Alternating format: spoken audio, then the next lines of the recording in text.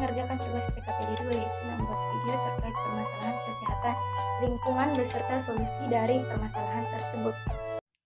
Pada kali ini, saya mengambil permasalahan sampah dan solusi dari permasalahan tersebut.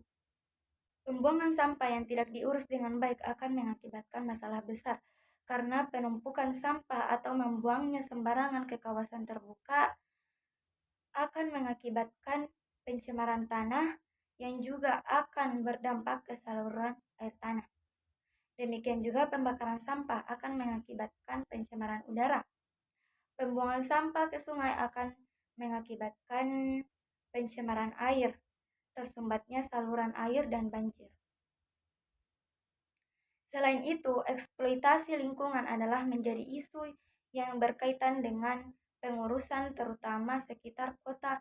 Oleh sebab itu, banyak negara besar melakukan incineration atau pembakaran yang menjadi alternatif dalam pembuangan sampah. Sementara itu, permasalahan yang dihadapi untuk proses ini adalah biaya pembakaran lebih mahal dibandingkan dengan sistem pembuangan akhir atau sanitary landfill. Apabila sampah ini digunakan untuk pertanian dalam jumlah yang besar, maka akan menimbulkan masalah karena mengandung logam berat. Sampah adalah suatu bahan yang terbuang atau dibuang dari sumber hasil aktivitas manusia maupun alam yang belum memiliki nilai ekonomis. Sampah berasal dari rumah tangga, pertanian, perkantoran, perusahaan, rumah sakit, pasar, dan lain sebagainya. Secara garis besar, sampah dibedakan menjadi 3. Yang pertama, yaitu sampah organik atau basah. Contohnya sampah dapur, sampah restoran, sisa sayuran, rempah-rempah, atau sisa buah, dan lain-lain yang dapat mengalami pembusukan secara alami. Yang kedua adalah sampah anorganik atau kering. Contohnya logam, besi, kaleng, plastik, karet, botol, dan lain-lain yang tidak dapat mengalami pembusukan secara alami. Yang ketiga yaitu sampah berbahaya. Contohnya baterai, botol racun nyamuk, jarum suntik bekas, dan lain-lain. Permasalahan sampah di Indonesia antara lain semakin banyaknya limbah sampah yang dihasilkan masyarakat, kurangnya tempat sebagai pembuangan sampah, sampah sebagai tempat berkembang dan sarang dari serangga dan tikus, menjadi sumber polusi dan pencemaran tanah, air, dan udara, dan menjadi sumber dan tempat hidup kuman-kuman yang membahayakan kesehatan. Menurut data Kementerian Lingkungan Hidup dan Kehutanan, Indonesia memproduksi sampah hingga 65 juta ton pada tahun 2016. Jumlah ini naik 1 juta ton dari tahun sebelumnya.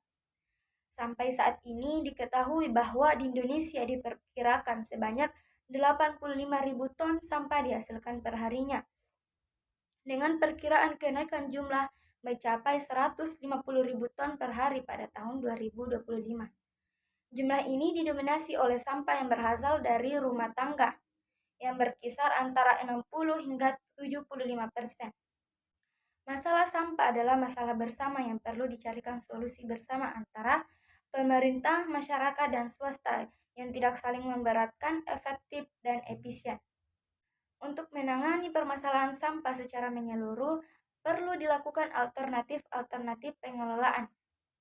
Landfill bukan merupakan alternatif yang sesuai karena landfill tidak berkelanjutan dan menimbulkan masalah lingkungan. Malahan alternatif-alternatif tersebut harus bisa menangani semua permasalahan pembuangan sampah dengan cara mendaur ulang semua limbah yang dibuang kembali ke ekonomi masyarakat atau ke alam, sehingga dapat mengurangi tekanan terhadap sumber daya alam. Untuk mencapai hal tersebut, ada 3 asumsi dalam pengelolaan sampah yang harus diganti dengan 3 prinsip-prinsip baru. Daripada mengasumsikan bahwa masyarakat akan menghasilkan jumlah sampah yang terus meningkat, minimalisasi sampah harus dijadikan prioritas utama. Sampah yang dibuang harus dipilah sehingga tiap bagian dapat dikomposkan atau didaur ulang secara optimal. Daripada dibuang ke sistem pembuangan limbah yang tercampur seperti yang ada saat ini, dan industri-industri harus mendesain ulang produk-produk mereka untuk memudahkan proses daur ulang produk tersebut. Prinsip ini berlaku untuk semua jenis dan alur sampah. Pembuangan sampah yang tercampur merusak dan mengurangi nilai dari material yang mungkin masih bisa dimanfaatkan lagi. Bahan-bahan organik dapat mengkontaminasi atau mencemari bahan-bahan yang mungkin masih bisa didaur ulang, dan racun dapat menghancurkan kegunaan dari keduanya. Sebagai tambahan, suatu porsi peningkatan alur limbah yang berasal dari produk-produk sintetis dan produk-produk yang tidak dirancang untuk mudah didaur ulang perlu dirancang ulang agar sesuai dengan sistem daur ulang. Sekian dari saya, mohon maaf apabila ada salah kata. Wassalamualaikum warahmatullahi wabarakatuh.